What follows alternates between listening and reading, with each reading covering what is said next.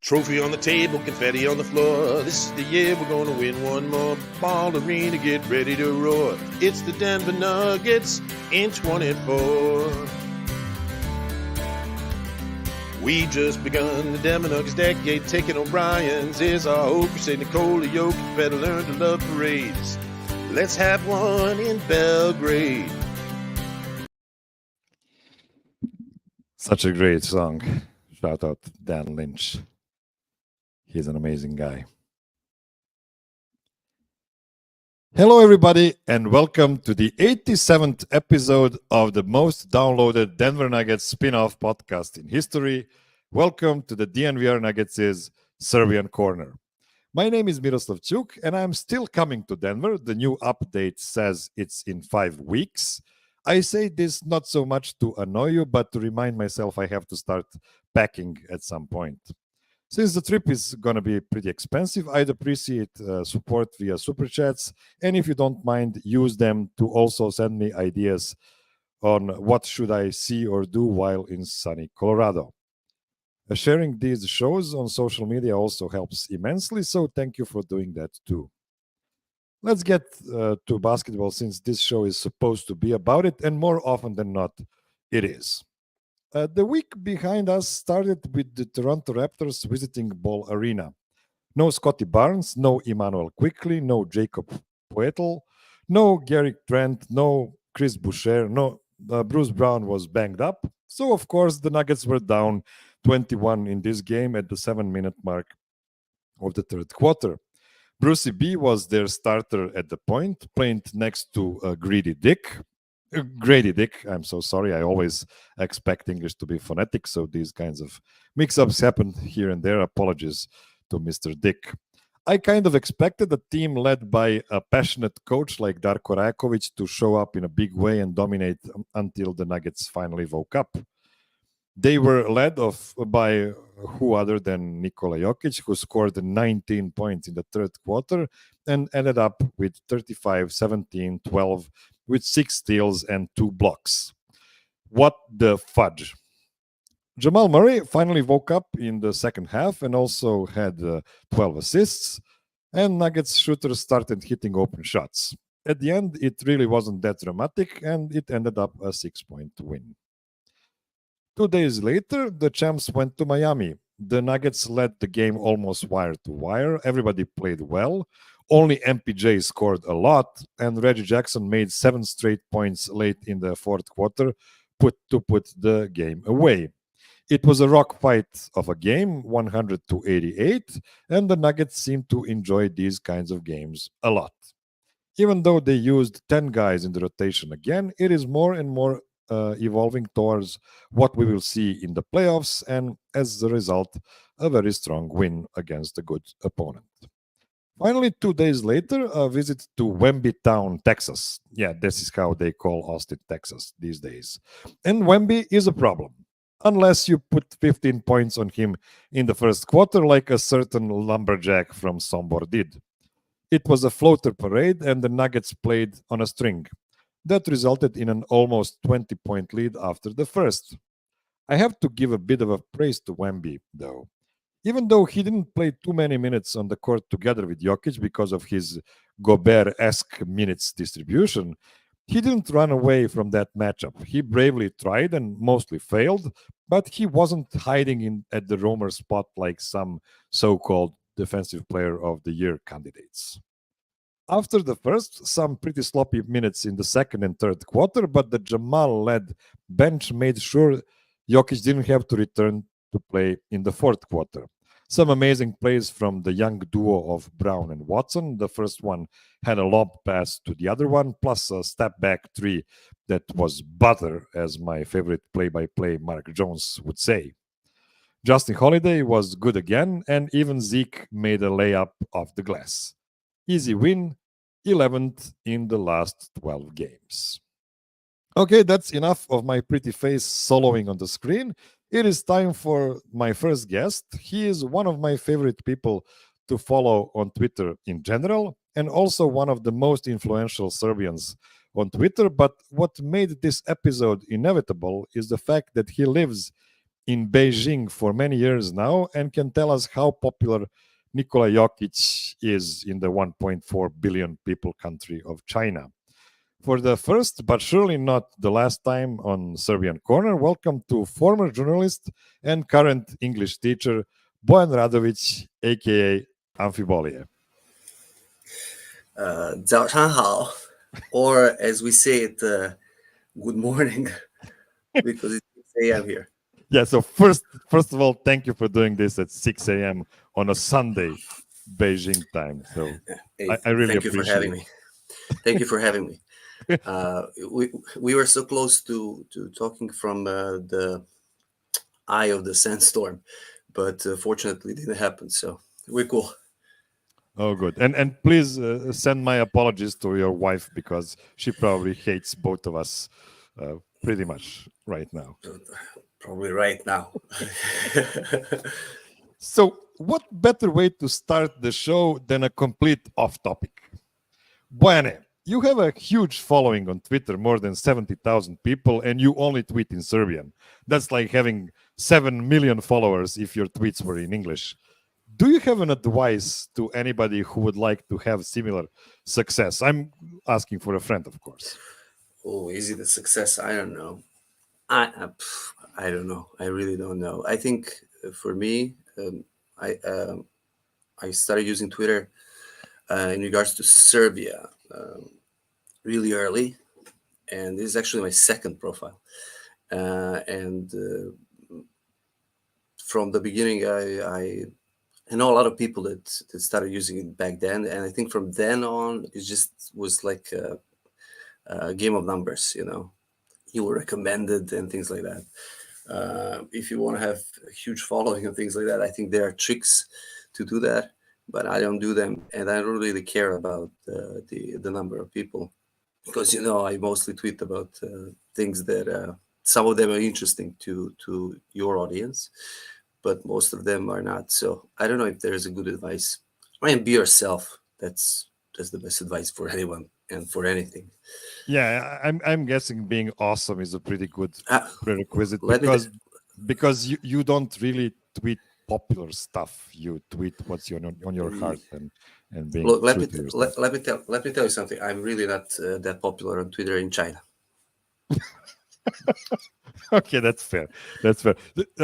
Okay, so first of all, there's no Twitter in China. Not like Yeah, in the open.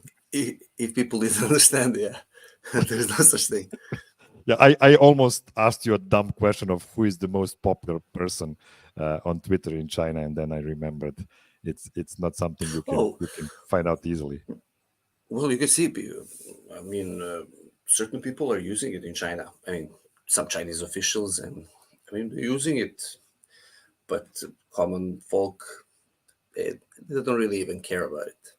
They don't know. They don't know about it. They don't really care. So it's not a big deal. I mean, So you're probably the first Nuggets super fan I discovered on Twitter outside of the DNVR universe at that time. Please tell me a bit about your journey as a basketball fan in general. Like, what were your favorite teams, your favorite players, the most important championships types for you, and so on? well, I'm if we're talking about NBA, I'm the basketball in general.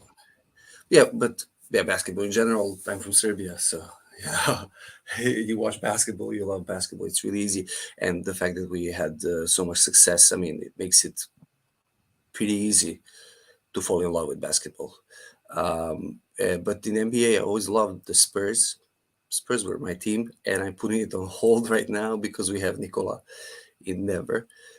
So sorry, Spurs. Sorry, Wemby, but you'll have to wait.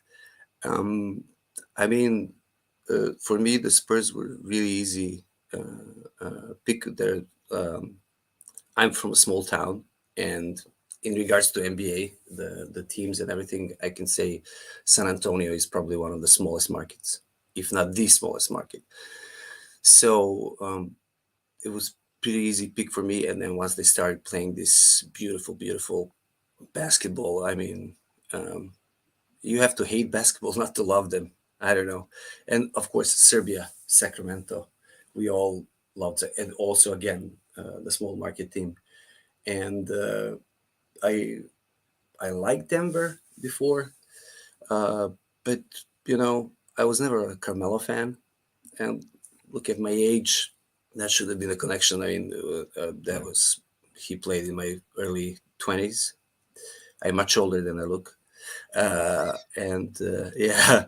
But then I saw this uh, uh, chubby guy from Sombor, uh, who I watched in the Mega. I actually watched him. We talked about this privately, and but of course, I didn't expect him to be who he is, and maybe even becoming. We don't know. This is the first time we see something like that. So Denver sounds pretty cool, and of course, I love South Park, Matt and Trey.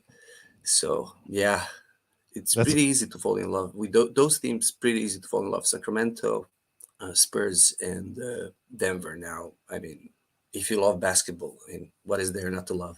I couldn't agree more in regarding of those three small markets. But you mentioned the Spurs, and it must warm your heart when you hear comparisons between Tim Duncan and Nikola Jokic, and the beautiful game the 2014 Spurs had and what the Nuggets have today. And you can even expand that to 2002 Kings with Vlade and Peja. You had five guys that were able and willing to move the ball so frequently. It was the beautiful game back then as well. So you can combine those three loves, and you can say it's just a continuation of the same basketball idea, I guess.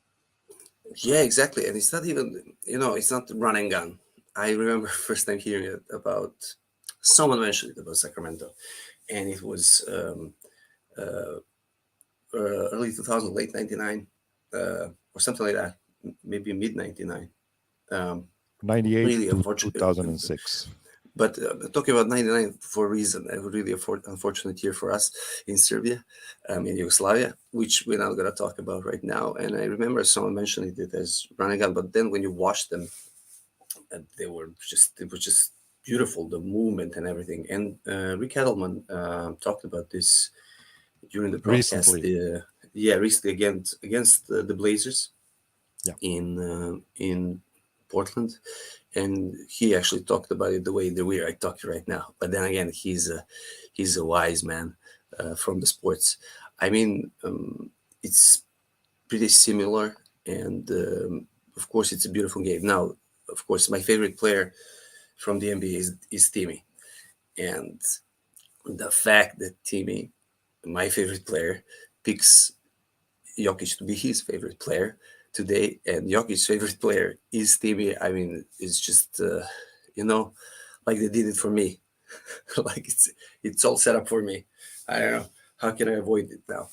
So yeah, it seems like a continuation of the same basketball philosophy, and we say it, and they repeat it in DNVR like playing the right way, Yeah. and we got mad at them sometimes, not just from Serbia, from former Yugoslavia. But it is, no individual is bigger than the team. Ball needs to move constantly, and that I mean the basket from yesterday when they tried like full court press. Volker press. Yeah, that was silly. It's like and I think the only bad thing in that possession was that actually Christian had like a dribble. I mean, he bounced it once, and if he didn't, it would have been like this perfect. It's a water polo. It's literally boom, boom, boom, boom, boom, dunk. It's like, and you can see the crowd. Oh, what is So, going on? so, So that's so my when we moved to the Nuggets, when did you start watching every Nuggets game in this Jokic era? Do you remember the exact time?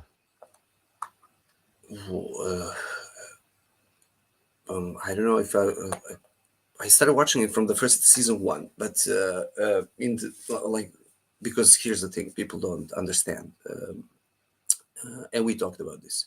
Um, time time difference is perfect if you are in China because it's in the mornings. So usually, and it's gonna start now. No, it's too early now for the games, but it's usually around between 8 a.m. and 11 a.m. So I started watching Denver from his first season, but not every game.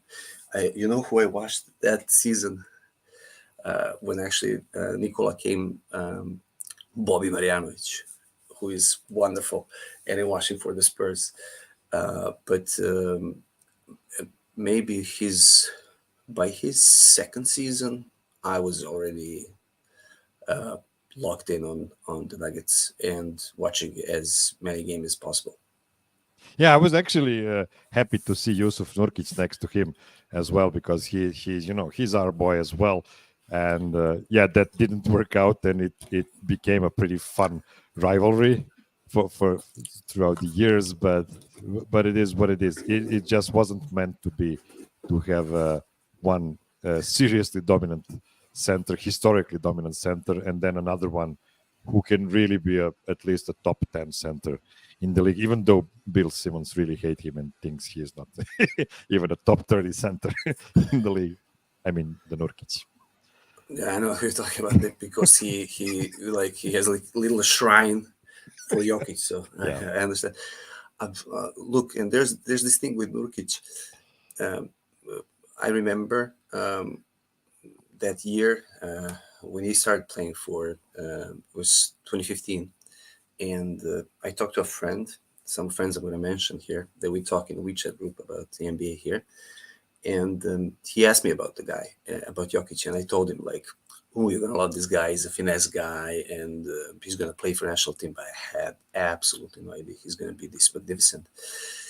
And I told him he seems to me like a four, and in in European basketball terms, he actually, for us, he was a four. He was.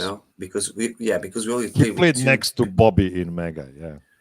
Yeah, but next to Ratko Varda, next to these guys, and his favorite player was Novica Veličković, for people who don't know, um, uh, who was a four, and so even late in his career, he stayed four. He played four, and you can see it. This is the weird stuff. He started playing the four a little bit in the NBA. In the national team, he played four. I mean, it took so much effort for all of us to understand that this is, it's like it's March and it's time of March Madness, which I love. And every March I watch Steph Curry's run for Davidson. And everyone who, Americans know this, but people outside America should watch this. This is so wonderful. You see this small guy who's like, I don't know, a few centimeters taller than me, who is dominating the game, and he's skinny, and they're double teaming him, triple teaming him, and that was magnificent. And no one in their right mind could imagine that he would be like this transcendent player. They thought, yeah, he's going to be a nice player in the NBA, blah, blah, blah. And it's the same thing we have with Nikola. Whoever says that they're absolutely lying. It was impossible to see what he's going to be. It's like, like Albert Einstein in the history of science. He was like, no, guys, like different mindset is like, no, it's not force, it's a curvature of space time. You can't even imagine it. No one can even imagine it. How did this happen? I have absolutely no idea, but I'm so thankful that we're witnesses of this thing. It's amazing. Okay, let's take one short break and then we'll talk about what is going on with Nikola Jokic in China right now. Don't go anywhere.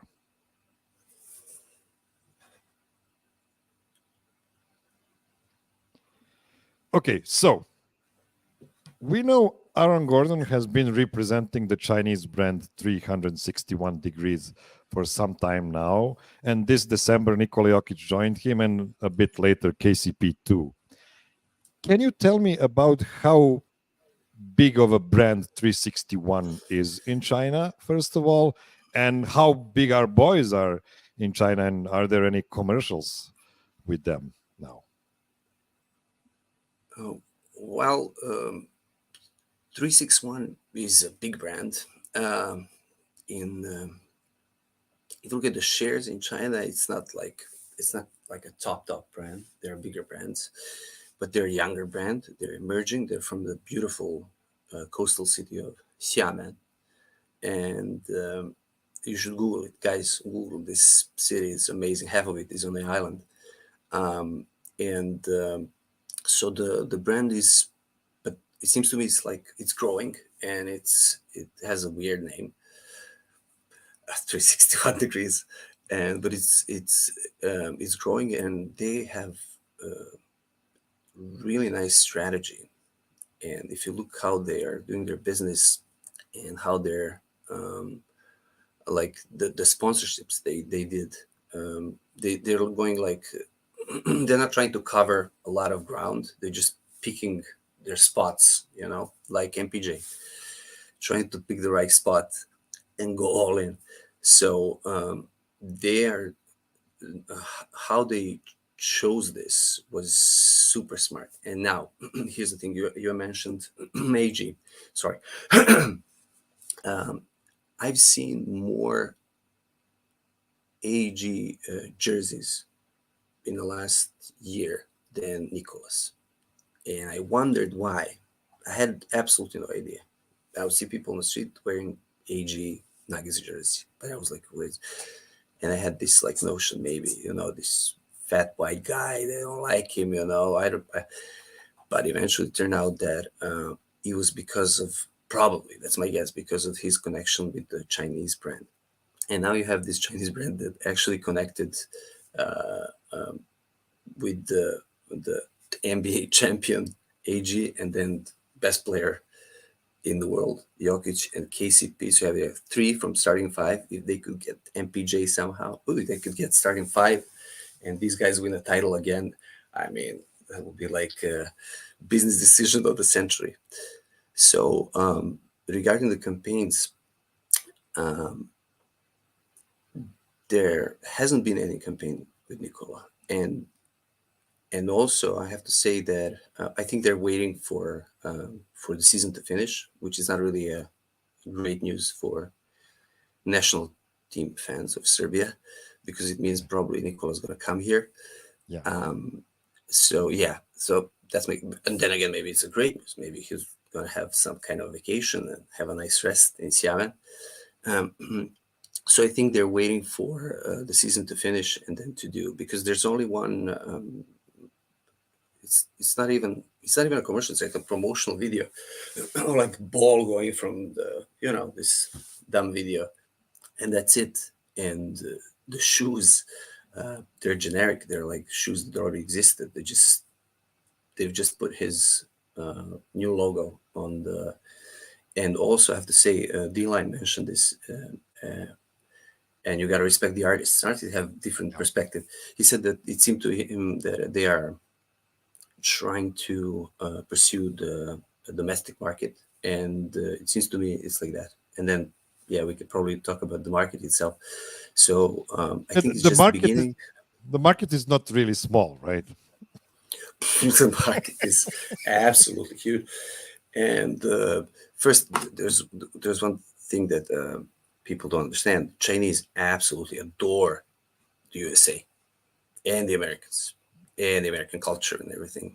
So whatever you hear from the media, it's not true. They absolutely adore. And if you are American here and you say an American, you're going to be treated like a celebrity. So NBA is popular in China. And so that's number one. Number two, when people are, since Yao Ming, I think NBA just exploded, basketball exploded itself. And second thing, when Chinese are passionate about something, they're all in. And people who are, the sun is coming. My wife's gonna appear from the other side soon. So when they're all in, they are. So I think you can see people going completely mental about the NBA. And I read some articles and things, but a lot of things changed in the last 3 years now, 4 years, because of COVID. And of course, China has always went all in to fight COVID for like 3 years. So how that changed, probably even for better, because people were in their homes watching NBA. And of course, during COVID, just to understand, for people to understand how connected they are to basketball, like I think there was like a double disaster for Chinese at the beginning of 2020 because of the was it yeah because during COVID, because it was COVID and lockdowns and everything, and then Kobe Bryant, who is like demigod, who's here, died unfortunately, and so that's how connected they are to this. And this market is absolutely huge. Chinese play a lot of basketball. They're tough. They're like the guys, but the guys you like to play in the schoolyard, because they like to fight everything, but they don't have the finesse. But they're like all in, and market is huge. And we'll see with Nikola. Hopefully, if everything goes right, they win again. It's gonna be. It's gonna be. Ooh, he's gonna be like Kobe. So let me tell you. Let me ask you. How can you tell when an NBA player becomes a real legend in China? Is there something you can say about that? Man, I know what you're thinking of. Yeah, you can actually see because they get a nickname, and of course, everyone gets a nickname. But real nicknames in China are then used as names in TV broadcasts. They no longer use their names at all. They can use it. It's basically like transcribed name, blah blah blah. And it's really weird. I mean, it's not really complicated language, but it's really complicated to explain for me right now. If you don't have any knowledge in Chinese, and then have like minuscule but knowledge, but it's really hard to explain. Never mind. The point is that once someone become really popular, they get a nickname, and then it's used officially. That being said, Nikola Jokic has best nickname out of all of them, and it's Yue Lao Shi. And Can you repeat, please? it's Yue Lao Shi. Now, Okay. Lao Shi is a teacher or a master, like a master.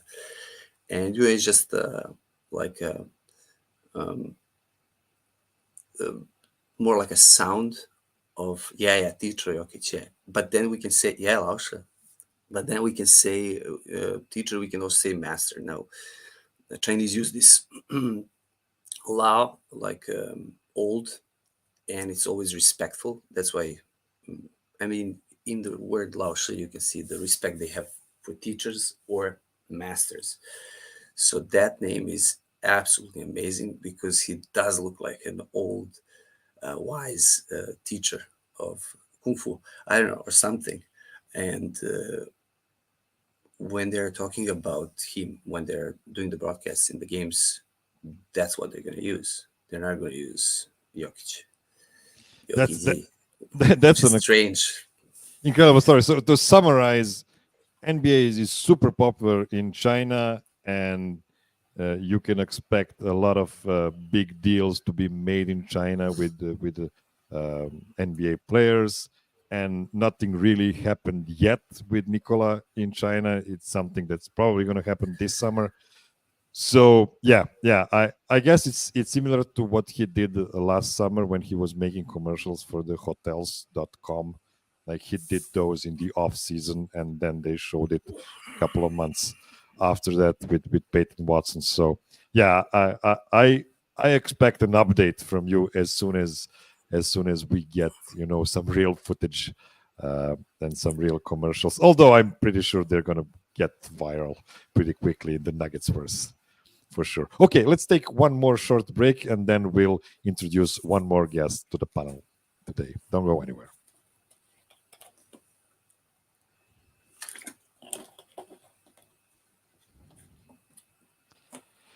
Okay, we have one more guest today. He is the returning offender, one of the most positive people in the Nuggets verse, a big supporter of all the good things, and those would be Science and Nikola Jokic. Calling from Denver, Colorado, it's Joshua Messer. Welcome back to the show, Josh. Well, hello, Miro. I knew that one semester of Chinese that I took back in college would come in handy. So, and then I said, "That's too hard. I don't want to keep doing that."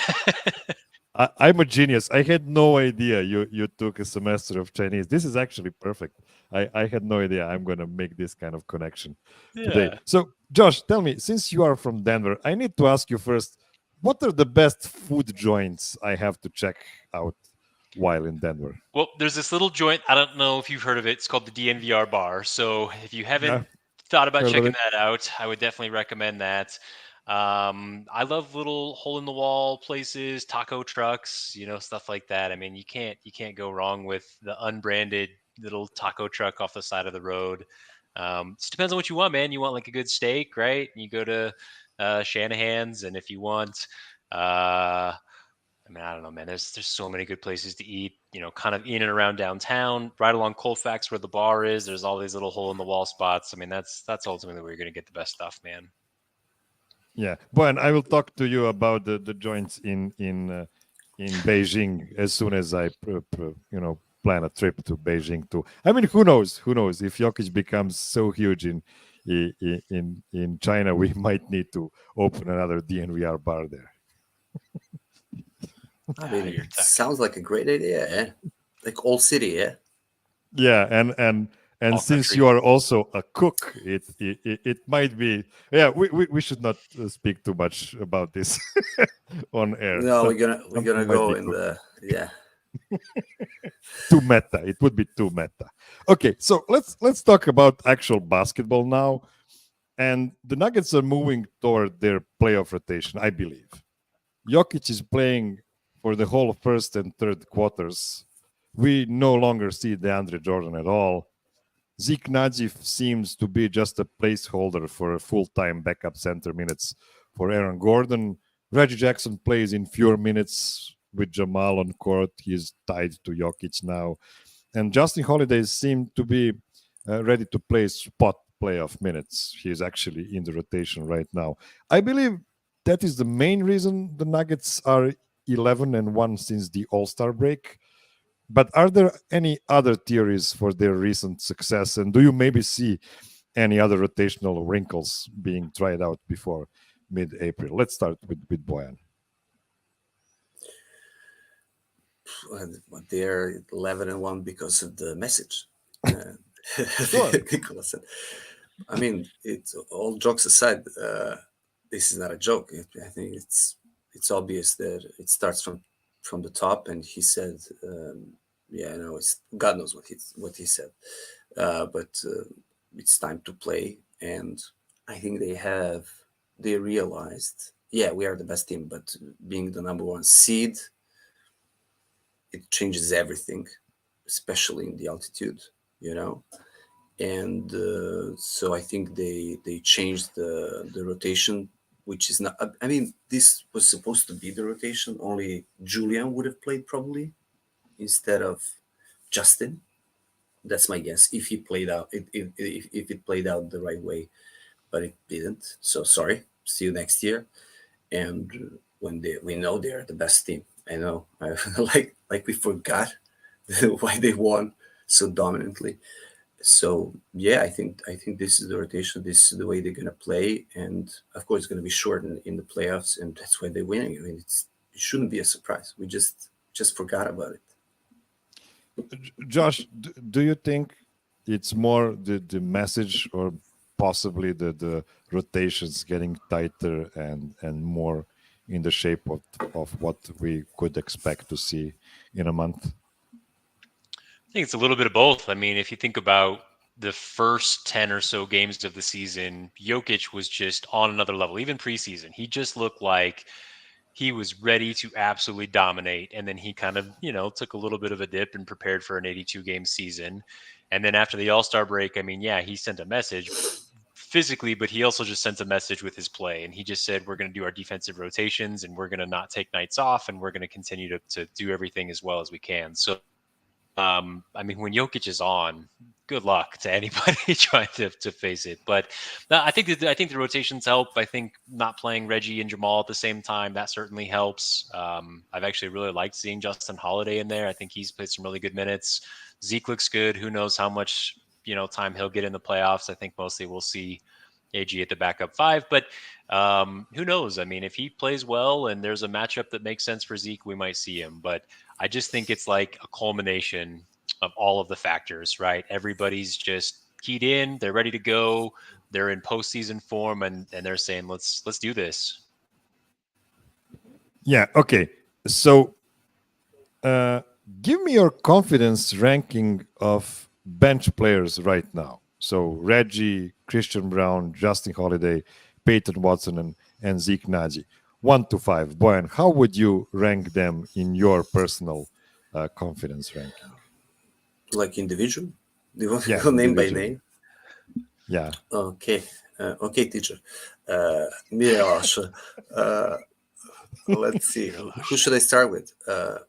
Start with the person you trust the most, and then go to the bottom of the barrel. I mean, it's Christian Braun.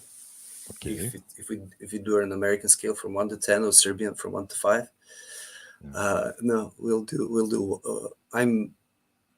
Christian is absolutely amazing. He's a winner, and I think when he came, Nikola knew this. He's been winner throughout his career, young career. So I think this guy, we forgot about him actually. I think we forgot how amazing this guy is, what mentality he has. So I think he's number 1. Peyton Watson, almost. If I do 1 to 10, then Christian Braun is a 10 for me. How confident I am he's going to do the same thing. Peyton would be a probably 9. His mid-range is, I don't know how that happened. I didn't expect that to happen.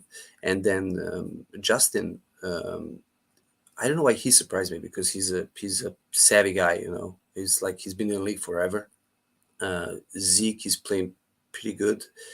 And I don't know, Reggie is coming to his own. I don't know how many minutes they're going to have. Christian's going to have a lot. Peyton's going to have a lot. We'll see about Zeke. But right now, these guys they're really good bench. Really, really good bench. I'm a bit surprised how well they started playing, because they were like a black hole for the Nuggets from the beginning of the season. But now they seem like, but to be fair, it helps the way the lineup works, with Jamal with them, sometimes with Jokic finishing the quarters with them, and then it just all makes perfect sense. So I'm pretty confident they're going to play maybe 6-7 minutes less in the playoffs, some of them. I think Christian Braun's going to play more or less the same minutes, but they're really good. They know what the hell they're doing on the court. They know their rotations. Especially for Reggie Jackson, I think a 10-minute role for him in the playoffs could be perfect. Like, if he could give you his maximum effort for 10 minutes every game, and always together with Jokic, always knowing that he has Jokic's back, that could be huge for his impact on the team. And they don't even need him to play for 10 minutes. It could be 7 or 8 minutes per game, depending on how much rest you want to give to Jamal. Josh, what about your ranking of the bench guys? Would you use the same kind of ranking as Bojan did? Yeah, I don't think I have a whole lot of difference from that opinion. I think CB is going to play a ton of minutes in terms of, I mean, pretty similar to what he did last year. I know he didn't play a ton during that Lakers series. He kind of got played off the floor, but even by the time we got back to, think about game 3, the finals, he was incredible. I think that we called it the Christian Braun game, and yet Jokic and Jamal both had triple doubles. But I mean, I think Reggie is going to play well off of, when he's playing the backup PG role when Jamal's resting. And I cannot wait to see what Peyton Watson is going to do this playoffs, man. I think he's going to have such a big impact. He's going to make such a big name for himself.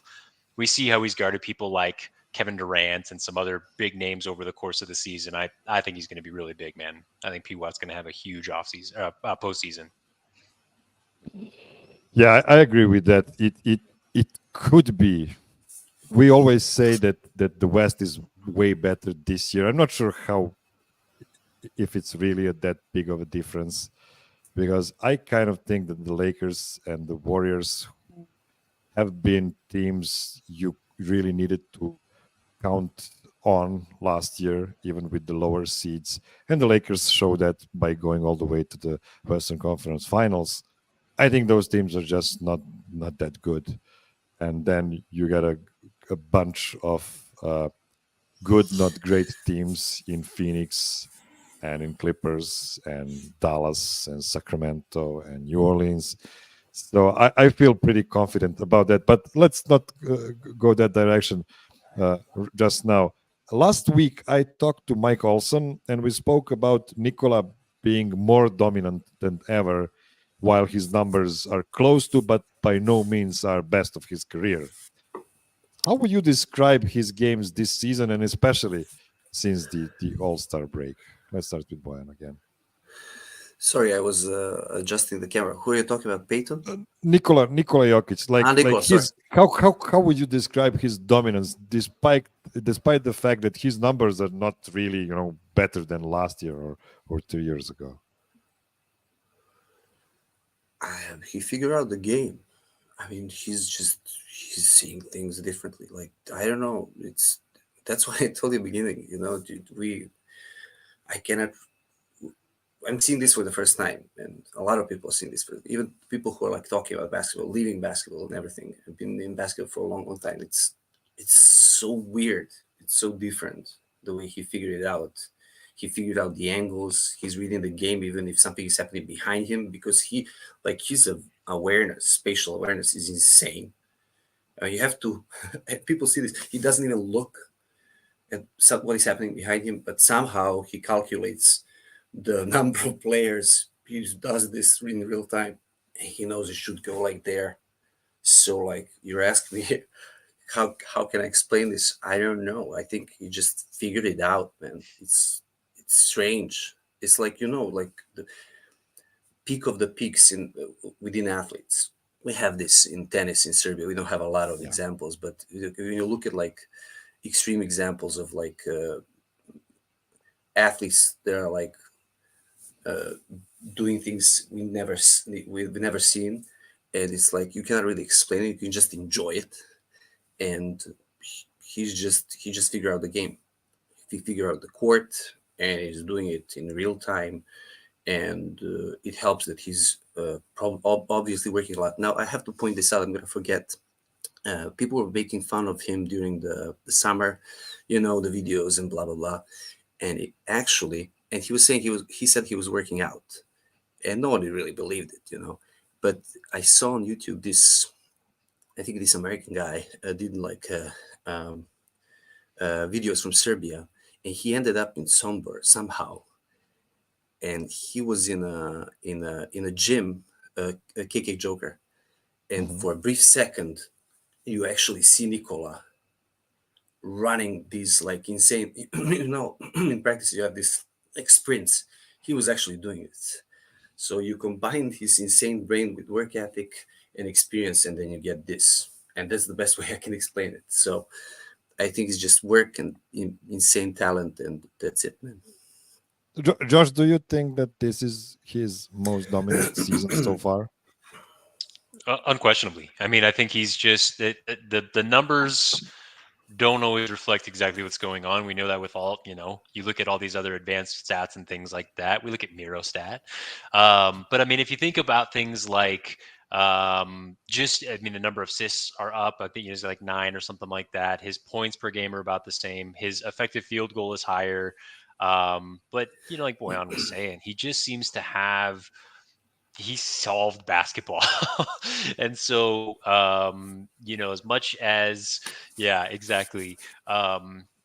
He does lean into that shtick a little bit. Oh, I don't really care, and kind of this laissez-faire attitude. But we know that he sweeps the Lakers, and the first thing they do is he goes in and starts lifting weights. Right, his work ethic is next to none. You think about Draymond Green saying, "I couldn't keep up with this guy." Right, he hopped on a podcast right after the game and said, "I can't. He's so well conditioned." So I think we saw him go 16-4 in the playoffs, and all of the media folks said, well, it was kind of an easy path, but he absolutely dominated, and he has not skipped a beat. I cannot imagine that by the time we get to the postseason this year, he's going to look any less than he did last year, no matter who his opponents are. Yeah, that is just so impressive, and as Leontine mentioned, dancing on tables is an actual workout, and running into the gym is too. So yeah, we all agree. We are all on the same page. Of course, he's working his ass off, 365 days per year. Of course, with different regimes throughout the year. You don't get to be that dominant. One of the most dominant players of all time, and we see now the national media actually talking about Nikola in that vein, not comparing him to his current peers. They're comparing to the greatest players of all time, and that's just gonna intensify with the second, third, and fourth championship, I hope. Okay, let's take one last break, and then we'll talk a bit about the other starters of the Nuggets. Don't go anywhere.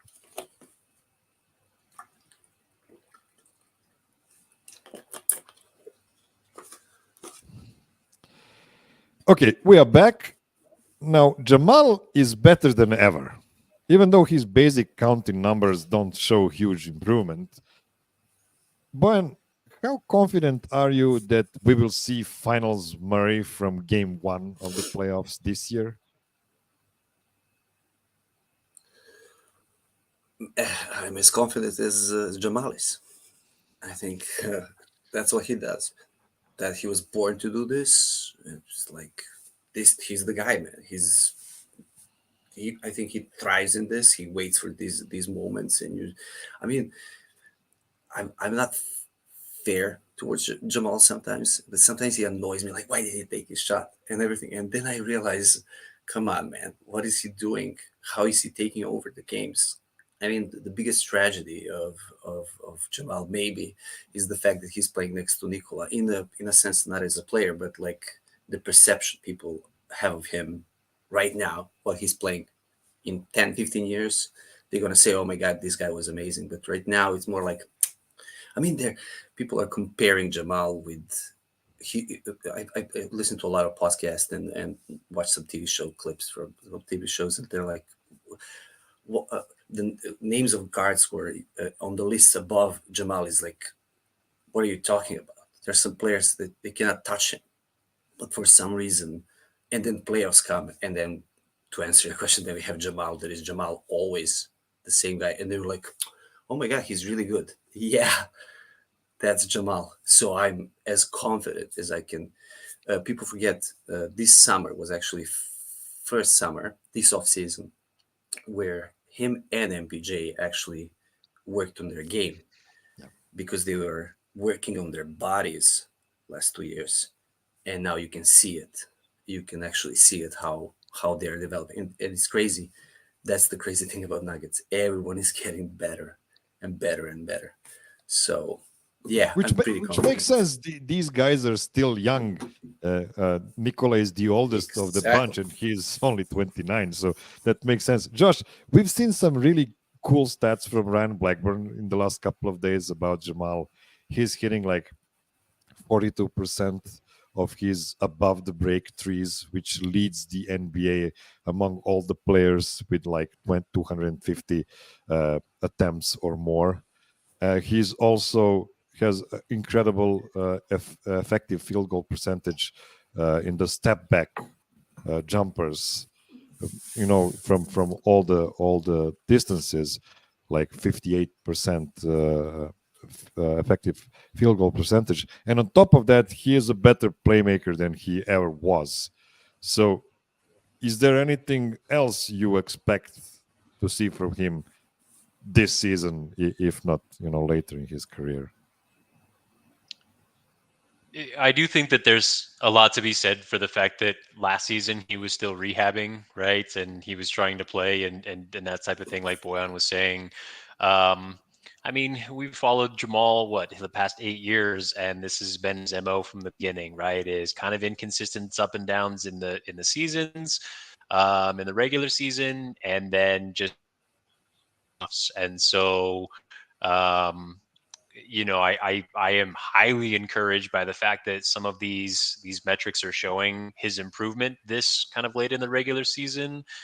I have the utmost confidence that by the time we get to the postseason and we're playing some of these playoff games, he's going to have some of those Murray Fleury games, some 50 pieces, and remind people how good he can be when the lights are the brightest. Okay, let's move now to MPJ now. So Michael Porter has answered all the questions about him with flying colors, if that's the correct phrase to use. His mid-range game seems better than ever, and even some floaters look smooth lately. Is there anything more you want to see from him until the end of the regular season? Let's start with Brian. He's averaging like 20 points and 10 rebounds since the All-Star break. Knock on wood, I don't want to see anything more than this. This is great. He's consistent. He's healthy. I love the guy. I love this interview he did after the Miami game. Yeah. He's grown so much, And in Serbia now we certain demographics of Nuggets fans, we absolutely love MPJ right now. Before we were like, oh, this guy, I don't know. Now we adore him, and there's a reason. He's amazing. He's perfect fit. And I actually saw Bill Simmons' podcast. They talked about worst contracts, and they had to mention MPJ. And I really hope that he washed it, because for me, the way he's playing, he's one of the best contracts there are. And you said about the when they're trying to run him off the line, 3-point line, the way he can do a pull-up jumper like KCP does. He basically do what KCP does, or he does this bank floaters because he's so long, and he's just expanding his game, taking what the game gives him. And with Jokic and Jamal, everything opens. I think I would score at least 5 points a game with them somehow. I don't know, but, so he's taking shots there. What actually the game is giving him, and I think he can spend more on it. But right now, it's perfect. I mean, if he was not the player he is, that 2+1 game that Jamal and Nikola are playing with AG in the dunker spot will work. But because people have to stay with him, attached to him, that's why these three guys can do whatever they want. As soon as they let him go, MPJ in the corner shooting 120% from three. You're not going to let this guy shoot. So just be like this, knock on wood, stay healthy, perfect. Yeah, so Josh, what impressed you the most about Michael's recent games? I'll give a slightly different answer in that I don't disagree with anything he said, but it's got to be his defense. Everything we're pointing to is how awesome he's been offensively, and he absolutely has. I don't want to take away his flowers there at all. But I mean, we would just try to get switch after switch until we got the switch onto MPJ. He was targeted late in games. You had to worry about him being on the floor in clutch situations because, he would get beat or he would try to go for a steal and miss and give up the whole play. And you almost never see that anymore. MPJ just looks so confident on that side of the floor. He uses his length and his long arms to his advantage. He gets deflections. And so while I love everything he's doing offensively, I really want to just shower him with praise for saying, okay, this was probably my biggest area of opportunity. I'm going to work on it. And he did. He absolutely did. It's just such a wonderful story, and for me, the bigger journey I've had with Michael is uh, about his personality that has shown through these last several years with the Nuggets. That's the bigger. I don't know what to say, surprise, but it's a bigger revelation to me than his actual game is, because when you hear. Uh, that he's all about the right things, and he didn't have to be. He was the top rated recruit back in high school. He could have been just one of the guys, like one of the guys that want the team for themselves. But yeah, he really realized where he came to, and the Nuggets did right by him, definitely by giving him that huge contract, and now he's delivering. And I agree with Bojan. His contract, I don't think will be soon mentioned again on Bill Simmons's bad contract list. Miroslav and Joshua, if I can add something, I think if he wasn't in Denver, I don't think he might have had the career of Zach LaVine right now, in and out, and then we're talking like maybe he's done, and he's like 20 something. This way they develop him. Maybe it pissed him off in the beginning that he has to be patient and everything. But now he understands basketball. He knows he's not going to be Hall of Famer, but he knows he can get like multiple championships. He's going to get his jersey in the rafters in the ball arena.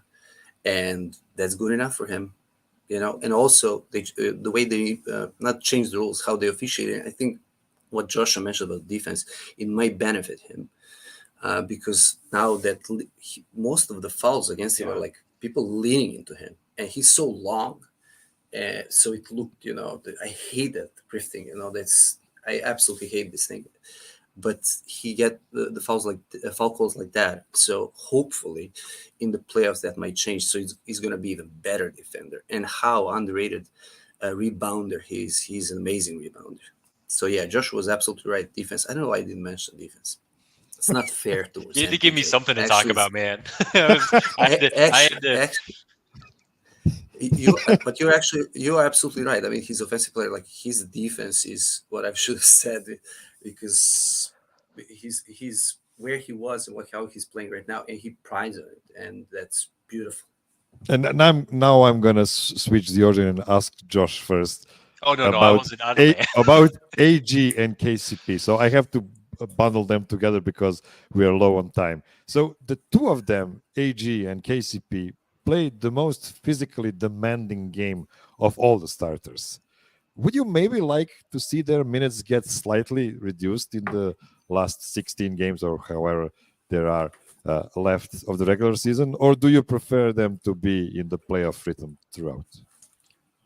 So there's that tightrope balance between chasing that number one seed, which I do think is important, and making sure your guys are rested up and healthy going into the postseason, right? Ultimately, if I had the choice, I mean, I don't want any injuries. I want everybody to be well rested. But at the same time, if 1, 2, and 3 is pretty bottled up like it's been for most of the year, I'm all in favor of keeping those guys going if it means getting a pretty high seed.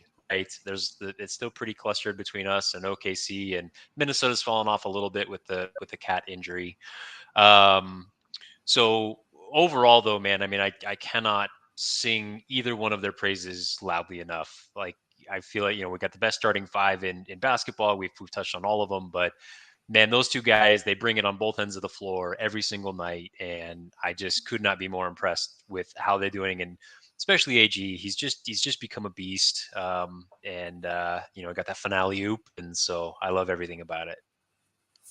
So Vane, let me ask you: if the Nuggets get the number one seed, that means they will not be able to play against OKC and Minnesota until the Western Conference Finals.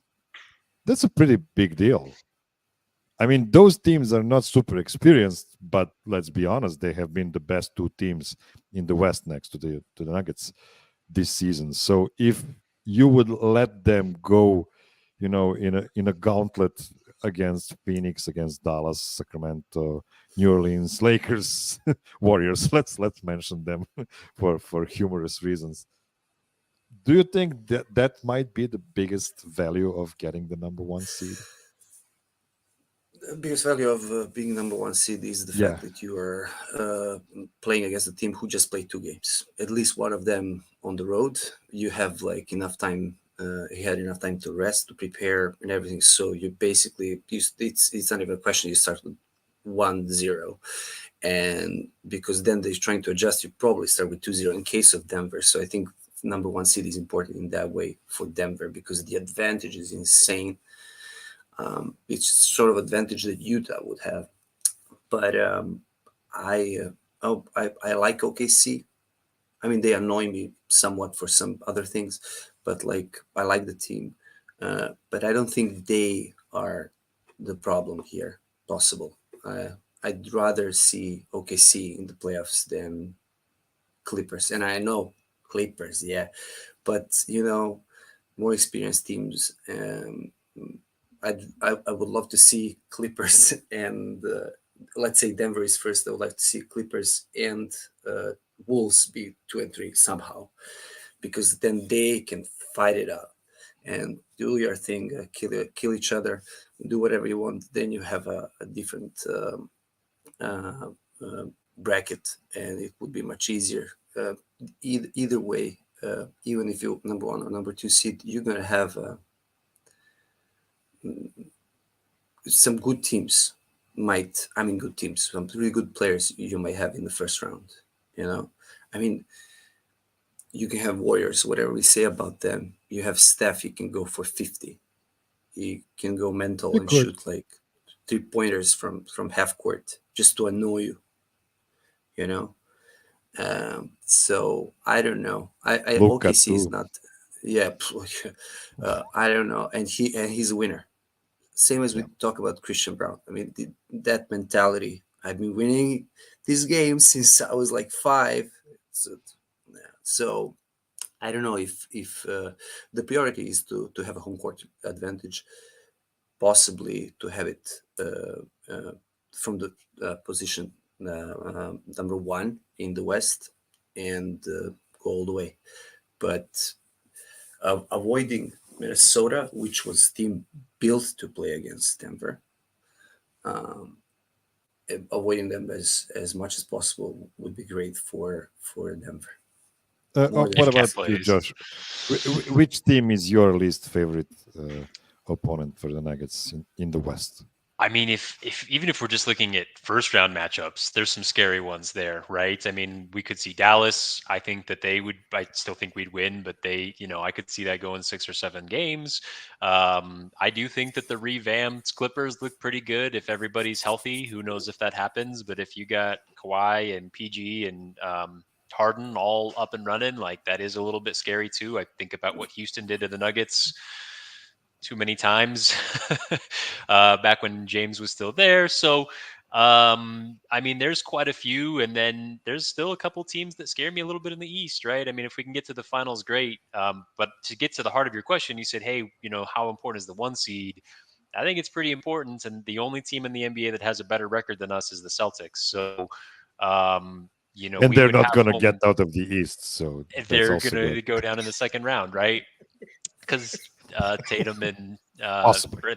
they've hit their peak. But I mean, that would be really important, right? We saw how important it was with Miami. I think we would have beat them either way, but starting a couple off here, I think really helped. So there's a lot of really good teams in the West. There's a couple that I think would challenge us, but I still think we're getting out of the West. I think Pelicans are going to be a problem. They're like, no one is talking about them, but they're actually playing the best basketball. If you don't if you don't talk about Denver in the West right now, Pelicans are playing the best basketball. Like their starting 5 is great, and they're killing everyone. So Beat the who's going Clippers to up. play them? Yeah, it's like the Herb Jones, the block shot on Paul George from top of the key. Have you seen this? Like this straight line block dunk. It's like this team is long. They're scary in the half court. I don't know. There are teams in the West. I mean, you talked about this, Miroslav, about the East and West. Let's be honest. Teams like Lakers, Warriors, they would be in not in the play-in, they would be in the playoffs Oh in the yeah, East. for sure. So comparing East and West, it's a joke, they're not comparable. We have like four decent teams, good teams in the East, and the rest of it to just fight I- it out who's going to be in the play-in. If you take a look at the standings, the official standings on the NBA.com, and you take a look at the Eastern Conference, you always have that column that says the last streak the team is on. Like 13 out of 15 teams in the East lost their last game at least. they just keep losing games. it's truly amazing how the East looks this year. Okay, guys, we need to stop at some point, and I'm sure we will continue the discussion soon enough on one of the other shows. Thank you both for coming to this multi-continent edition of Serbian Corner. And that's all for today, folks. Thank you for hanging out with us to the very end. And don't forget to hit that like button on the way out. And tell your friends, heck, tell your enemies about our show. I'd love to get some new eyes on the show before we try to get viral. Not with the new pandemic, but with the engagement online when I finally get to Denver. Have a great weekend, everybody. See you in 7 days. And until then, Marcus Howard.